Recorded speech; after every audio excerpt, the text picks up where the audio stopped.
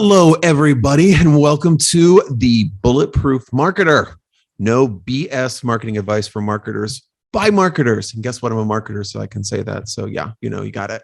Okay, I'm your fearless host, Christopher Tompkins. I'm here to lead the charge against terrible marketing advice. You're getting it all the time. You're reading it all the time. I'm here to cut through the crap to give you what is good and what you should be looking into. We have a hell of a show today. We're going to kick off with some digital trends in the Bpn Trendspotter. Speak to my good friend and PR Supremo, April Margulies of national PR firm Trust Relations, where trust is first. And then we're going to go head to head with misunderstandings in BPM versus Stockholm Syndrome, and end off with the silver bullet, the trend or topic that you need to be paying attention to. So you want to get in on this discussion online, tweet us at BP Marketer on Twitter. That's BP Marketer at Twitter, or at BP Marketer on Twitter. I think that works better, right? Or join the inner circle by going to Go Sales and Marketing, gosalesandmarketing.com. And there will be a pop-up on the website, and you can sign up for the Bulletproof Marketer newsletter, and it comes out every single day. Tons and tons of great information there. So we're coming to you live from the Go agency. So we have our team surrounding me here and there. So if you hear anybody in the background, they're probably listening to my every word and judging me in a good way, I promise. Okay. So let's kick things off. The first thing I want to really get into on today's episode is the Bpn Trendspotter. So this is where we're going to cover the most interesting news and trends that have developed over the past week. And of course, I give my spin on them because it's my show, right? That's kind of what we do. So I've been watching our newsletter for the last week, and there's been some stories that I kind of wanted to dive in and highlight. So one of the things that's been coming up again and again is YouTube has been hiding dislike counts. And a lot of YouTube creators are thinking it's gonna suck for viewers. I mean, I can weigh in on this, but so really, what I love about this article, it's from the Next Web. It's hilarious. The first sentence is bad news, my fellow haters. YouTube has started hiding dislike counts on videos. So what does that really mean? A lot of people are feeling that this is censoring dissent from corporate propaganda and brand agendas, and also protecting predators and abusers from getting accountability. There's a lot of different ways that you can look at this. I think that from YouTube side of the coin, what they're doing is they want to make this move to protect creators from harassment and coordinated attacks. But like I said, critics fear it's going to become harder to find useful and trustworthy content. I don't know. I think all in all, I think it's a good effort because hiding dislikes may comfort some creators, but it also quashes dissent and removes a way of just looking at scams and just terrible content. Because how many times have you gone to look for a YouTube tutorial on some new stupid feature that was released overnight that is absolutely screwing up your day? Like, for example, maybe Instagram's like, oh, hey, why don't we just shut down for 4 hours, and then when we come back live, we're going to do a different follower count, and you have to learn this on your reporting day. Yeah. I'm talking to you people. You're listening to me. This has happened. So I think that it is, there's something to be said for it, but is it perfect? No. I think it's going to create a little bit of a learning curve for people that are just kind of to check out content. But like I was saying, if you're looking for those tutorials and you can't see the dislike on them or how many people are voting it down, it's hard to see if it's going to be a good tutorial. You have to watch it. Because I do that all the time. I will be looking through YouTube or any site, and I'll be looking at the reviews to see what piece of information I should really latch onto. That social proof is really important. So with that said, what are you going to do? They're taking them away. Will they bring them back? Probably. These platforms, it's kind of cyclical. So it's kind of here and there and everywhere. So A lot of people are unhappy about it. So I'm sorry to hear that, everybody. But this is the internet. This is not your life. Instagram is also in the news for offering creators up to $35,000 to post videos to Reels. Obviously, we all know Reels is a TikTok clone, to put it, I don't know, nicely. But one of the things that that I was reading in this article on The Verge was that when Instagram announced its bonus program for Reels just in the summer, Mark Zuckerberg said the company would be paying $1 billion to creators through 2022. So it really shows how much money these individual creators are going to be offered for their Reels. So it's monetizing to create the success of this feature that is a clone of TikTok. Now, so these are probably like these are the big boys, right? Like 283,000 Instagram follower account type accounts. Now, what about smaller accounts? They've been offered a much more modest sums, but they're still getting money, right? Instagram's still giving them cash. So, someone that with around 52,000 got $1,000, but a lot of other people in that same realm are getting 600 to 800. It's interesting, right? Because this is one of the things that it's a bonus incentive for these people that are doing this UGC content to actually utilize a tool on the platform, so then they can get all of that traffic and kind of funnel it into Reels, so that Instagram can say, hey, Reels is a killer. It's a killer place for you to be, not only for you to be, but also for you to advertise, and also for product companies to utilize for promotions, as you know. So it's interesting that they are doing this. I don't think I'm shocked by any means. This is kind of how the world works. But we'll talk about this a little bit more in a section later on where we're talking about Stockholm Syndrome. But yeah, we'll talk about that then. Another one. This is one that I like. This is one that I've seen before. On what platform was it? Oh my God, what platform does Instagram totally rip off every chance that they get? Oh, TikTok. Okay, so I saw this article, and it was basically about Instagram Reels is doing text to speech now. So you can actually type, and then it will put a voice associated with it that you can choose. It was TikTok. Yeah. No, TikTok does that all day long. Okay. So Reels is now just copying the feature, adding it in. There you go.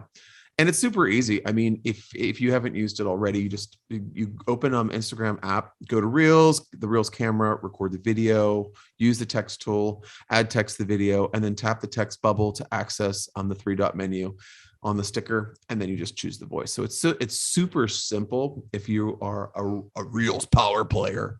But yeah, it's something, I think it's a great feature to play around with, just if you want to kind of jump into anything that's trending or anything that is just popular that's going on, because there's lots of things that are trending that you can jump into and use this feature very successfully. I don't think you want to be doing that every single day. I don't think it's going to remove the use for human voice. But it's nice if you don't have something or you want to mix it up and just be a little bit more interesting. Very cool. But like I said, they're a second at the bite of the apple. This is not an original thought. This is something that TikTok's already done. Oh, another one. This is great. This is just woohoo! Facebook is making change, or should I say Meta? Sorry, folks. Sorry if I offended anybody by using the wrong name. Whatever. Is making a big change in how it serves ads. Again? Oh my God. So when I create all of my campaigns in advance, I go to see how they're doing, and they're all underperforming because Facebook changed again. Just warning, it's happening again. So next year, Meta's going to remove detailed ad targeting options and offer users more control over the types of ad content that they want to see. And this obviously is the ongoing privacy conundrum that Facebook is facing. Or shall I say, Meta, Facebook's new parent company. So this is coming around. The ad options that they're going to be adding in here are going to be around remove detailed targeting options for sensitive topics. So those could be related to causes, organizations, public figures that relate to health, race, ethnicity, political affiliation, religion, or sexual orientation.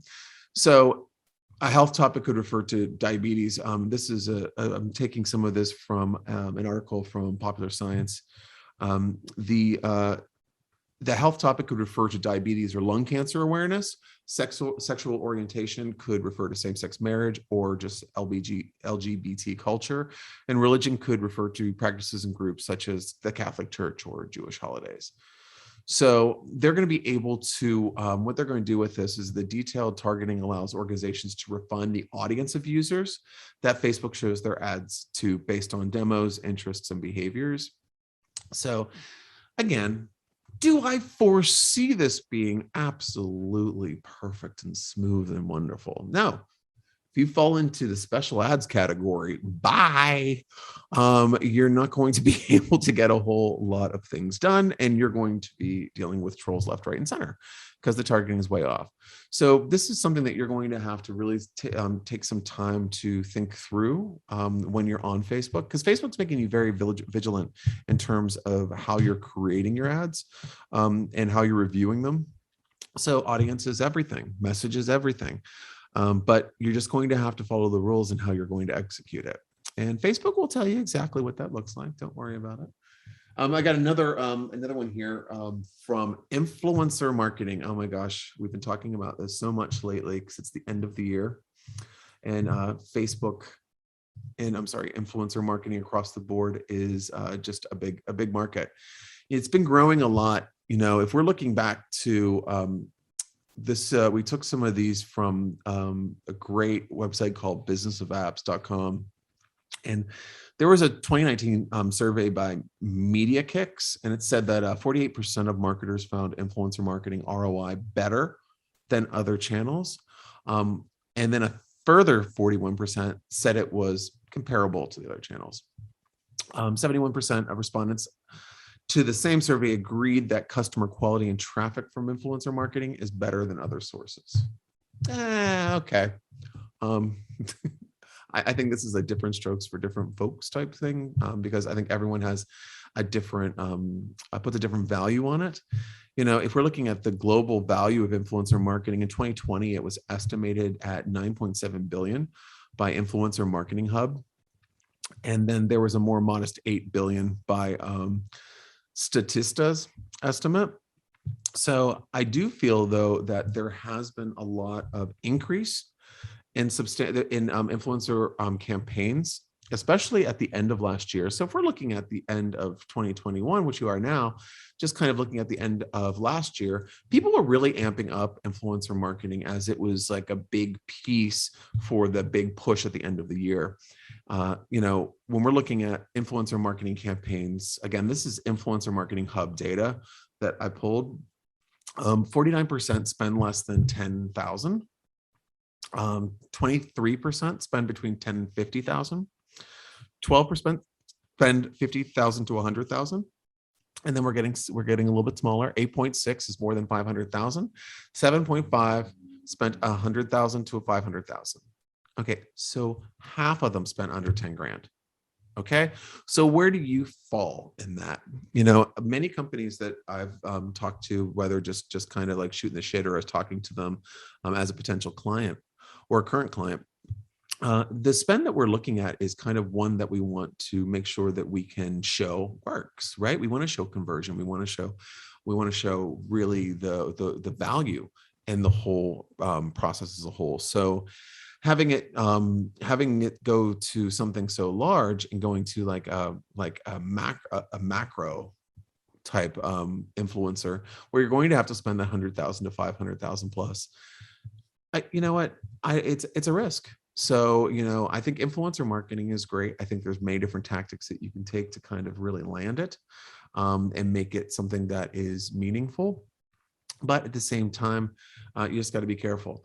You know, 83% of firms take their influencer marketing spending from their marketing budget. So are we shocked with this? Not really. I think that this does fall under the marketing budget, unless you have a separate advertising budget. Then I do feel like influencer marketing does have legs in that category. So, it's pretty much however you want to split it up. I mean, the most effective channels for influencer marketer kind of going year on year, it's still Instagram is way in the lead. I mean, we're talking like 93%. Then we have Instagram stories in the second, just a little bit behind at 83. Then growing up is TikTok. Okay. So TikTok's in third place, but everyone's telling me that TikTok's the way to go. Everyone's told me that. Like, what the hell? What are you doing? Well, here's the thing. If you are going to be doing TikTok in 2020, you're part of the 16% of people that are using it. If you're doing it in 2021, you're part of the 68% that are doing it. So it's a much different number. It's much different than if you are looking at Instagram, which actually lost 4% year on year. Stories are the same. Facebook, it was 79% in 2020, and it's down at 68. So going from this list, the only one that I've seen substantial growth in is TikTok. Also, you can see a little bit of substantial growth in Snapchat. Again, we're looking at 10 percentage points here, folks. We're splitting hairs.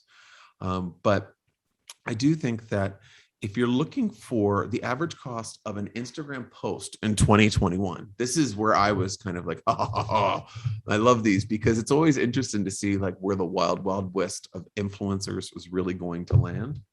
So what do we have? We have that the nano influencers, like 0 to 10,000 followers, are getting $10 to $100 for a post. Micro, which is 10,000 to 100,000, that's going to be $100 to $500.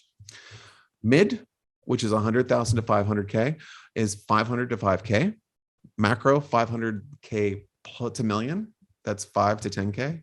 And then mega is 1 million plus. And those people are getting $10,000 plus. So, we are, there's lots of different things to kind of unpack here. The influencers market and the influencer marketing of today is a little bit more transparent, but there are more of them. So where you think that, okay, well, there's more opportunity. Sometimes it could be more budget. So it's just something to consider. All right, folks, I'm going to be back right after the break with the fabulous April Margulies of Trust Relations. It's that time of the year again, a time for gathering, a time to see all of those wonderful faraway relatives that you hold so dear, a time when parties are aplenty and new faces are even more plentiful. What does that mean? Yeah, a time of awkward silences and uncomfortable stares, right? Come on. Everyone's been to these parties. This is where Table Topics comes in. I absolutely love these guys. Table Topics are an award-winning conversation starter sets that help millions of people across the country spark fun and meaningful discussions with their family and friends around the dinner table, at parties, on road trip, anywhere. I've used them at many a dinner parties when you just need a nice little icebreaker. They're in these beautiful cubes. The cards are gorgeous, high quality, and the questions are just ones that, you just might not consider. So I want you to check out them. Learn more about Table Topics by visiting them online at tabletopics.com. Again, tabletopics.com. Okay, and we're back. Oh, do I have a wonderful interview for you today? I have the most fabulous friend I have, and PR especially, April Margulies. April is the president and founder of Trust Relations, and she has more than 18 years of industry experience counseling and implementing campaigns on behalf of clients across numerous industries, from Fortune 100 companies to startups and beyond. April was also the lead grip on the movie Gremlins, where she was instrumental. Oh, why do you lead with inside jokes? Gotta lead with inside jokes. So without further ado, without future ado or further ado, here's founder of Trust Relations and CEO April Margulies. Thank you for having me, Chris. Are we not going to explain to every inside joke? We're just going to leave them hanging? I don't know. I kind of want to leave them hanging because they have, I mean, I like drop into my DMs and I'll give you the real deal. No, we have me and April are also, we co-host a show together called Hype Busters, where we literally bust the hype. I think that's a fair assessment. And we were talking about what actually brought that up. Was it the Ikea muscle bears? The Ikea muscle bears, yes. And yes. I was trying to say that they belong in some scary movie, and then I couldn't. Yeah. You were saying that they were you're like, oh yeah, it was okay. So if anyone hasn't seen it, Ikea has this absolutely terrifying new ad where these muscle brown steroid bound bears are like running your life and like putting your children to bed and smashing phones with their hands. So very heartwarming for the holidays. I enjoyed it. They're there to protect you at your home. And actually are like act like bouncers outside of your like suburban house in New England, but only in New England. But the one thing that was interesting is that this is the logic stream that April had was it was going to go from terrifying bears to small bears with large ears. A horror movie. So when we started to draw this narrative together, we found out that it was the movie Gremlins that she was talking about. So that's why she will forever be labeled with some sort of gremlin into her bio when she's introduced. I can't wait. On future ados. It's definitely what I want to be known for. So I'm glad we're getting that out of the way. Well, so April, how you doing? I'm great. Good. Very good. I'm excited to be on your wonderful new podcast. Yeah. Thank you. I'm glad to be on it. It's an honor. Thank you for helping me christen it. Or thank you for asking me to help christen it. That's what I should say. Yeah, exactly. No, I mean, I love a good christening. And it's so okay, let's talk about you. Let's talk about you, Apes. Let's do it. Let's do it. So April obviously is fantastic in PR, and she's like my go-to anytime that I have any questions or gonna refer clients. So, looking at PR from like a no bullshit perspective, what have you seen recently that you've kind of latched onto in terms of like concepts or ideas? So there are a few things. One that's slightly less. I'm gonna lead with the less exciting ones and then get into the more exciting ones. Mm-hmm. As you make a face at me to show me that it's very interesting. So the first thing is, I mean, everyone knows that podcasts exploded during the pandemic. Everyone now has a podcast, and so pitching. What are you trying to say? What are you trying to say, April? That there's too many podcasts and we have too many. No, I'm just kidding. No, really what I'm saying though is that there are so many podcasts now that you really have to start pitching podcasts as part of your media outreach strategy. Mm-hmm. It's great because it provides a long form format for clients to get all of their messaging in. You don't have to squeeze it into some short, super short segment or soundbite. And it's a great chance for thought leaders to get out there, find their voice, bolster their voice, all of that. And then it's also a nice way to reach niche audiences. So if you're really in the weeds with some particular B2B topic, and there's a podcast for that, right? It's like there used to be an app for that, now there's a podcast for that. So you can pretty much find a podcast on anything, and it's a great opportunity to really to get in front of those audiences that are uniquely the right qualified audience for your client. So that's one thing that's not super cutting edge anymore, but it's still something that's top of mind for me, that podcast. Another thing that is more cutting edge is Substack newsletters. So so Substacks, for those of you who don't know, are Substack is a platform where a lot of reporters have started their own newsletters that they're doing in lieu of writing for a publication or in addition to writing for a publication. So, you know, that you've got the famous Substack people like Glenn Greenwald, for example, who, you know, was at a lot of the mainstream publications, then founded The Intercept, then left The Intercept because he felt censored by The Intercept and started his own Substack newsletter, right? So you've got these people. Matt Taibbi is another great example. He was a longtime writer for Rolling Stone, started his own Substack. So pitching those kinds of Substack writers is not as straightforward because they're not really in anyone's pocket and they are not beholden to anyone and they want to write whatever they want to write. But they are still, you know, there are still Substack writers like that out there. In addition to that, we have started to see that freelancers are starting their own Substacks to put out a newsletter asking for material that they are planning to write about. And then they have instructions at the bottom of the Substack saying, this is how I want to be contacted. These are the hours, this is the format, this is the information I want, etc. So they're actually giving you a playbook to pitch them.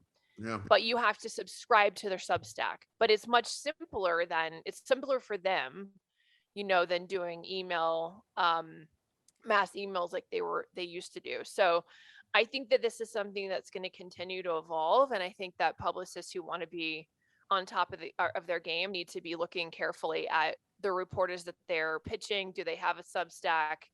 If not, are there other Substack writers who have kind of spun off from the mainstream media to write their own Substack? Then in addition to that, there's also been news recently about major news outlets starting their own newsletters to compete with Substacks. Oh my God. So now there's like these, you know, newsletters for, you know, major media outlets that I think are also going to become a new thing.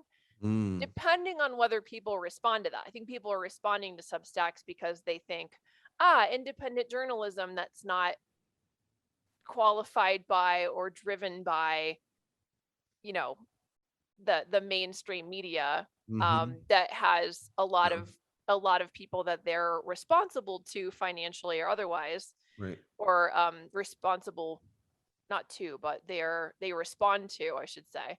So, you know, people are liking Substacks because it has that feeling of, okay, well, nobody is telling these people what to write. Nobody is buying them. And it's just you subscribe either for free or in some cases, like Matt Taibbi and Glenn Greenwald charge, you know, $5 a month to be on their Substack list. So, and the other thing they started doing that I find interesting, because I follow both of them, is they've started also doing read versions of their stories so that they have like a podcast version of their Substack article that you can listen to. So they're having somebody, when it's an important story, read the story so that you can just hit play. Like I do, I hit play. I think it's super smart. So they're doing innovative things that I think are cool. So there's an opportunity, if they keep doing that, to be both in a Substack placement and on their podcast, in effect, because they're doubling it. Do you have to be a PR professional to get into Substack and start kind of communicating with these journalists and kind of engaging them? No, definitely not. No, you just have to subscribe to their Substack and then follow the instructions they give you. So, I mean, I guess I'm sort of handing a playbook over to, you know, clients that want to do this themselves if they have the time and wherewithal. Oh my God. Come on, give me a break. No one wants to do this on their own as a company. Oh my God, no way. Totally fair. No, it's tedious. And it is tedious because it's like you have to follow each Substack writer and read what they're putting out and all of that. So it's not, you know, if you have more money than time, I wouldn't do it. If you have more time than money, okay, have at it, you know. But that's the classic. The other thing that's really interesting is that there's a lot of staffing issues on the PR agency side. So what I'm finding is that during the pandemic, a lot of people decided they wanted to become freelancers or they wanted to leave the industry. And so there is a talent war happening right now for great professionals in PR. Mm-hmm. And I think that's going to drive some changes in the industry in general. Right. Because I think in some cases, the people that are getting the talent for these exorbitant prices, they're able to do it because they cut out their overhead of an office. So that's going to change then the talent that the agencies with big expensive offices are able to acquire and keep. Mm-hmm. I think it's going to shift the way that people focus on retention. I think they're going to have to, agencies are sort of famous for being sweatshops at times. And I think that if you want to keep good people, you might have to recalibrate there. So it might shift the entire culture of agency life because of this. I also think it might force people to work with more freelancers and adapt more dynamic team structures. So it's not, we have 4 people on this account, all of whom are expected to do every facet and aspect of PR. Instead, it might be, we have somebody that's great at pitching and they're a freelancer, but we don't want them talking to the client because God help us, like that person's not client facing, right? But they can pitch like crazy. Or we've got a great account person, they can't write for their life. Let's get a writer. And you might have to see people that are getting a little bit more innovative and pairing together people based on their strengths, because there are great people out there in PR, but some of the great people in PR are not great at all parts of PR. And that's been something that in the past has been required. But I think moving forward, we're not going to see that being the case, Yeah, I agree with you. So that's interesting to me. Yeah. Yeah. I think go ahead. What was that? No. Go ahead. Say. No, I was gonna say I definitely agree with you. I think it's kind of like something that's kind of going away. All rounders. I think it's kind of like it's either if we get an all rounder, it's kind of not me personally, but just if finding an all rounder, they tend to be kind of milquetoast all around or more expensive than the agency can contain in terms of fees. So it's kind of like on agencies and marketing departments that if you're going to be hiring multiple people, it's like you really got to step up your management game in order to make it work. Because you could have like 4 times the amount of people for what you have right now, because everyone's working like 3 hours on projects and billable hours. Yeah, agreed. Yeah, and then the last thing that I think is, going to continue, it's been happening, but I see it happening more and more. I feel like old school marketers and publicists and old school communications directors and PR people, et cetera, are used to the sort of flimsy nature of PR KPIs, but new marketers and startup founders that are trying to do things really thrifty are not as cool with, well, we get 10 placements per quarter or X number of eyeballs per quarter. They want to know, what did it do for sales? Okay, great. You got placements. What did that do for us? And so one thing that we are starting to explore as an agency and develop is integrating PR metrics with marketing metrics to make them have a bigger backbone and also show how they actually affect the other pieces of marketing. So for example, are you ranking low for certain search terms in SEO? Okay, great. Let's find that out through search lighting. And then we can take those key terms and feed them to the PR team that then pitches stories that get you credible sources with those key terms in them, which then, yes, we got you a placement, but guess what else we did? We fed into your SEO challenges and we elevated you for those key search terms that you weren't previously ranking for. So that's one of the things we're doing. We're just looking at in general, like maximizing how do you leverage the media placements you get in the other channels. So do you take the hit that you got and do a paid ad strategy on Facebook, for example, right? And target just that audience that you want to make sure saw the article, and then you get more eyeballs, which leads to more Google Analytics, et cetera. And then, another thing we're looking at is where clients have budget for it, either doing brand sentiment analysis so that there is, okay, we started and only 25 people in your target audience had heard of you. At the closure of our campaign, the 6 months, 60% have heard of you. And so that's another thing that's a lot more, has more teeth in it, right? And then the other problem with media hits is that the media has different policies on whether or not they'll include a hyperlink for your client in their article.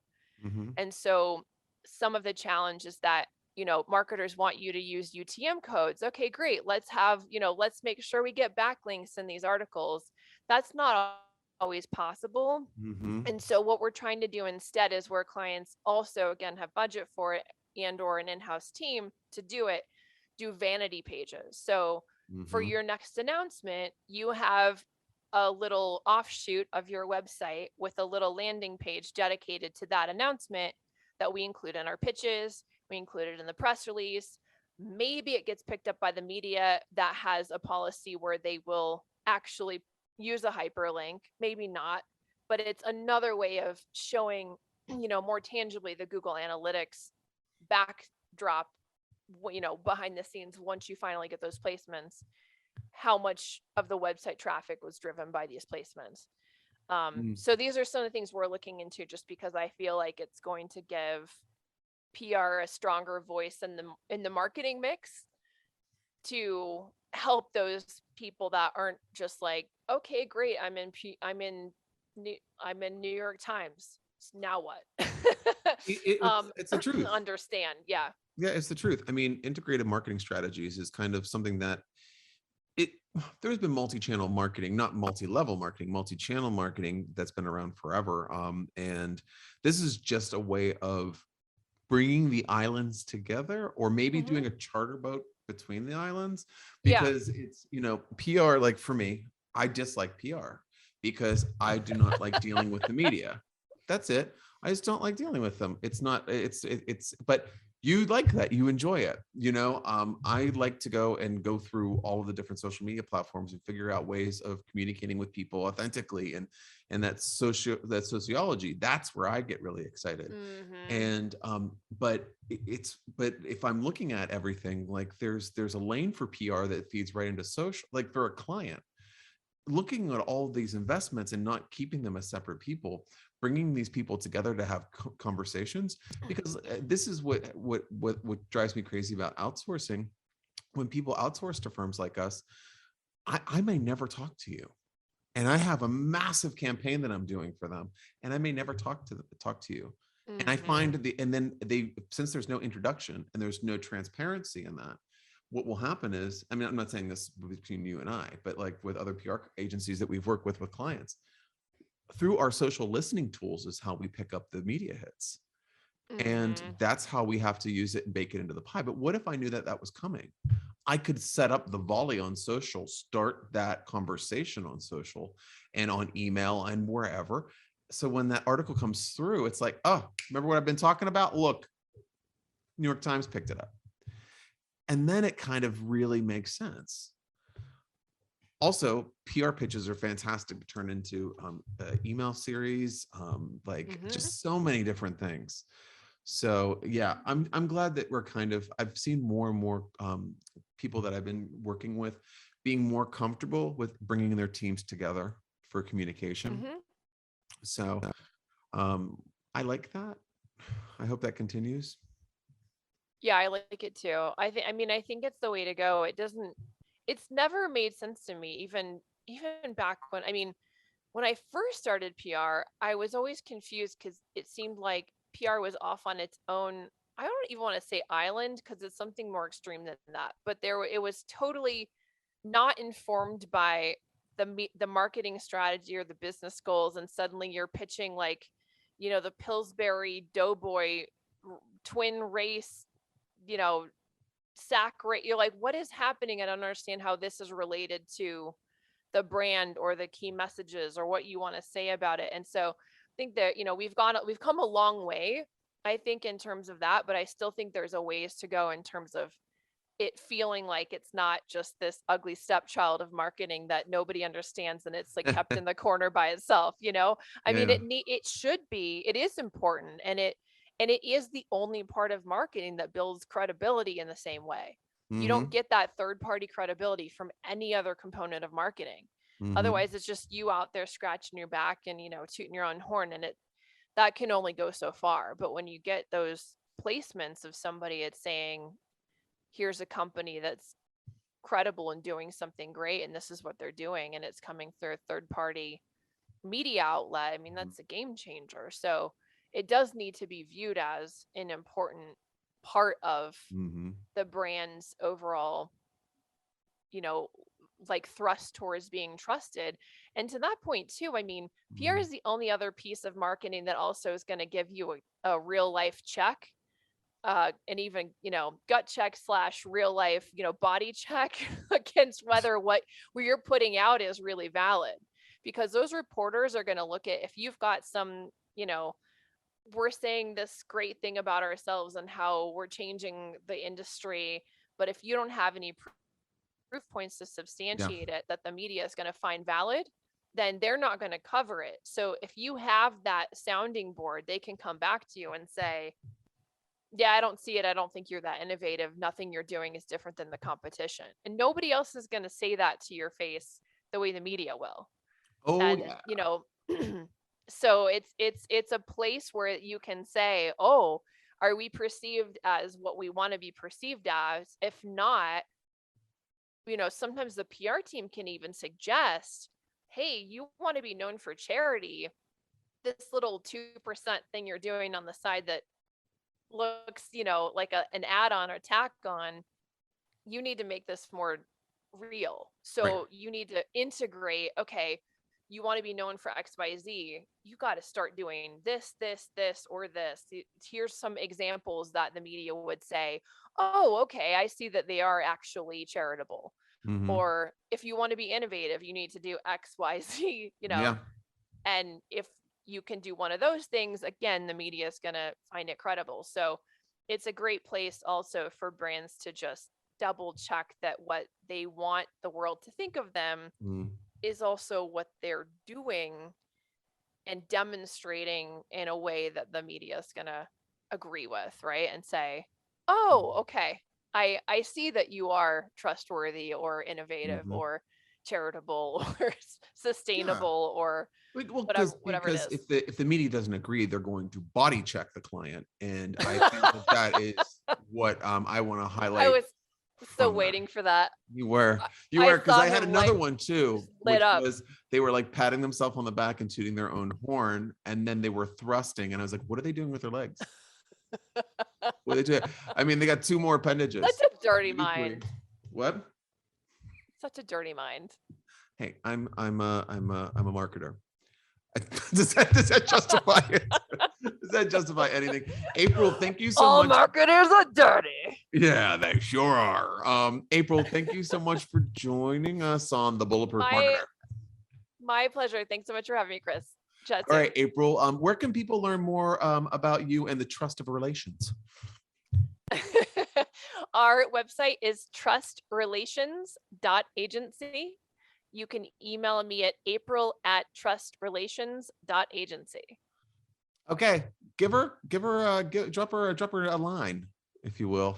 Visit her website. She has a fantastic team. They're really, really client focused, and we've worked with them for a while with great results. So, April, thanks and bye. Thanks for having me. Bye.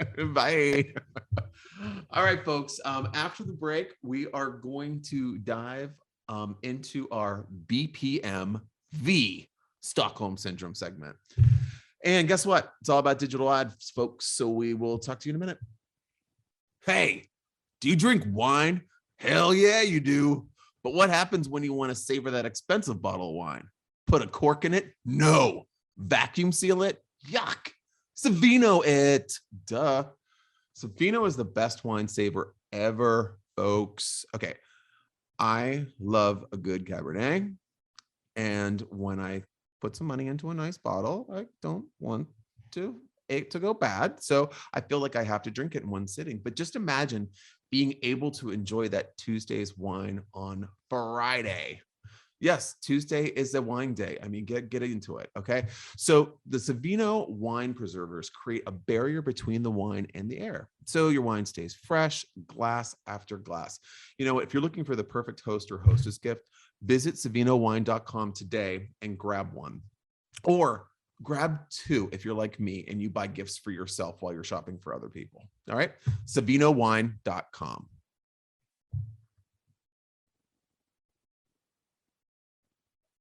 And we're back. Okay, marketers, you know something. You aren't crazy, but you think you are. So what I'm thinking about here is the classic marketer Stockholm Syndrome, where we get so far into our heads that we can't really see reality, much less what is about 5 feet in front of us. So I'm talking about any time that we're working on a site and we feel like, hey, everything that should make sense doesn't make sense anymore. Am I losing my mind because I'm working on 14,000 projects at the same time and I have 85 deadlines that are all scattered out throughout today? Maybe I'm nuts. Well, guess what? This is where I want to shed some light on some of the things from one marketer to another, and saying that I want you to go from saying, what am I doing wrong, to feel empowered. I'm here for you people. Okay. So this is something that we go through all the time. So today, one of the Stockholm Syndrome things that I have been feeling is, Google ads and ad reporting. Okay, everybody knows ad reporting is something that is something you have to check on a regular basis, especially for digital ads, social ads, pay-per-click, Google, whatever you want to say. So it's really important. So how many of us out there have had one of those days where we're looking at our CPC or our CTR and all of a sudden it's nuts. It's absolutely nuts. It's kind of like the shit has hit the fan. Everything's great. The world is crumbling. We're falling into La Brea. Like it's all over, right? So then we look and there's no reason why. And then guess what happens next? The client's like, hey, looks like something's going on here. And it's like, oh no, I've done something wrong. And then you look and you find out 48 to 72 hours later that it's the site's problem. And they're like, oh, sorry, guys. Well, again, folks, I'm here for you. I'm here for you. We all go through the same thing. As marketers, we go through this. For example, Google Shopping had a really nice little bug a little bit ago. The Google Shopping ads causes CPCs to totally skyrocket. So on Friday, between 12 and 3 a.m. Pacific Standard Time, and Saturday, there was problems with shopping ads. So Google made an announcement. We have fixed it. But here's the thing. The percentages, I'm going through a place of SE Roundtable article, and there was 1% change where basically it went up 213 to 382% increase in the CPC. That is absolutely astounding. So what happens when that happens? You feel crazy. So what am I going to tell you, folks? This is what you've chosen to do as your job.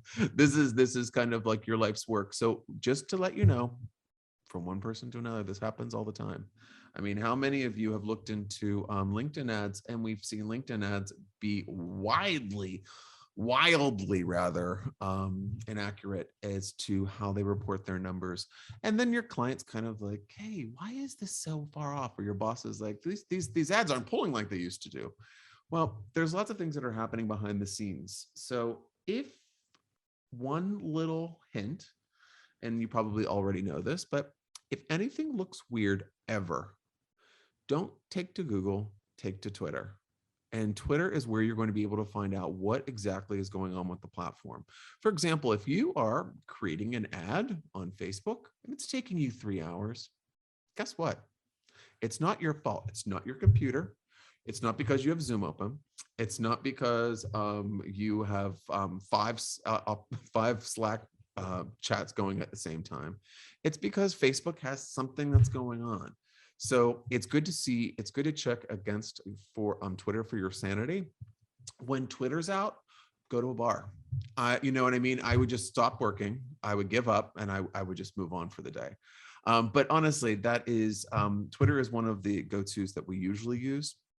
Another thing is, what happens when all of a sudden you're being shoved a new tool to use? Like, Reels. You have to use Reels. If you don't use Reels, it's it. Reels. And then I'll be on a sales call with a prospect, and then it's like, hey, how can we do Reels? Can we do Reels? Can we do it? Like, okay, I know it's the hot thing. And then I'm looking through it and I'm like, okay, it's pretty hot. It's absolutely not TikTok. But then you see the numbers are going up and you're like, how's that happening? Well, remember in the first segment that Instagram was paying creators to high performing creators on Instagram to do it. So then last week we're hearing more and more, not more and more, we've already been hearing about this forever, but it's really the volume's been turned up on YouTube Shorts, which is Reels. So it's short form video content, just like TikTok, just like Reels. So then I was taking a look into it because I was thinking about feasibility, right? As a marketer, you're always thinking like, okay, well, is this something new that we should hack into with our clients so we know that, so we can try it out for them and see how things go and if we can really reap some benefit. And then I was looking and I was like, wow, the numbers look really good. This looks really hot.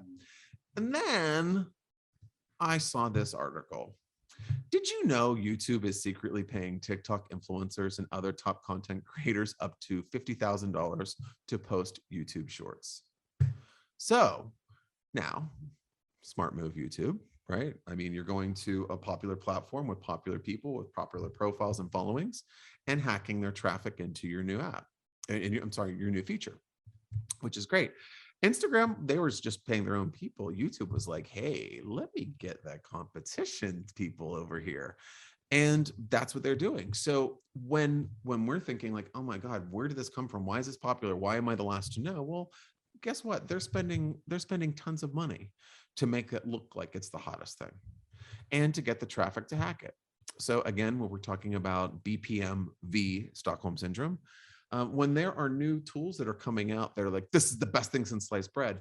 Always consider that it might not be, and there might be other things afoot, such as cross promotion, people purchasing and paying people to put content on channels, because that's kind of what the social world does, right?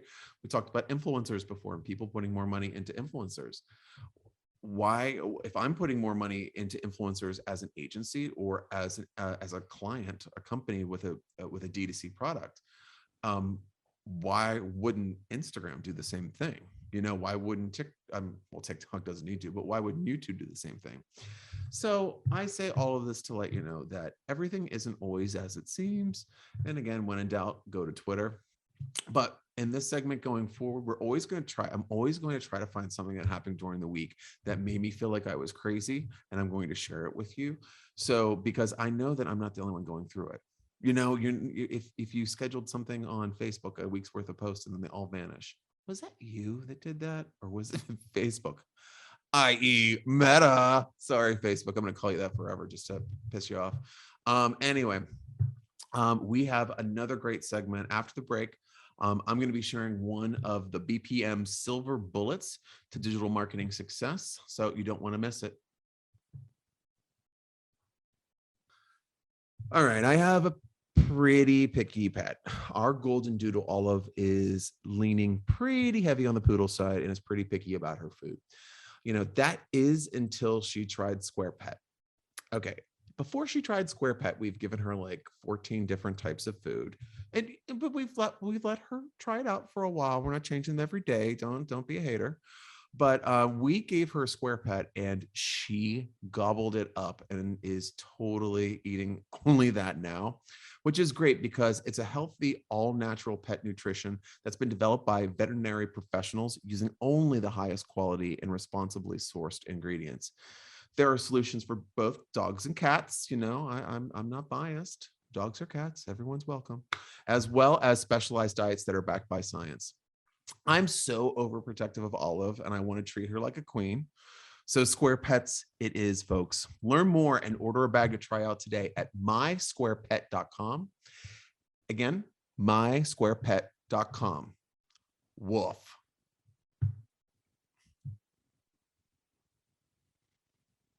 Okay, the silver bullet. Okay, each week, what I want to do is dive into a topic that is a silver bullet or proven secret technique to reach and attain your marketing goals.